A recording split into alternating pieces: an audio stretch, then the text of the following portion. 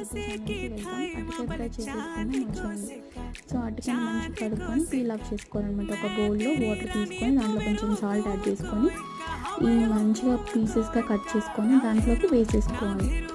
అది వేసేసుకున్నాక మనం స్టవ్ మీద పెట్టి ఒక 5 మినిట్స్ వరకు బాయిల్ చేసుకోవాలి అరటికాయ అనేది. అరటికాయ కొంచెం మెత్తగా అయ్యాక మనం పల్లీలు వేయించుకుందాం. ఇప్పుడు పల్లీలు వేసుకొని వేయించుకోవాలి.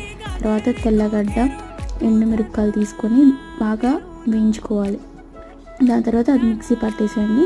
నెక్స్ట్ ఇక్కడ ఆవాలు కొంచెం వేసుకోండి, ఆయిల్ పెట్టుకొని తర్వాత అరటికాయ వేసేసుకోండి. నెక్స్ట్ మనం పల్లీలు పెట్టుకున్నాం కదా, అది కూడా దాంట్లో వేసేసుకొని బాగా కలుపుకున్నామంటే వేడివేడిగా అరటికాయ ఫ్రై రెడీ అయిపోతుంది. ఇది వేడివేడిగా పప్పు చారులో కానీ రసంలోకి చాలా బాగుంటుంది.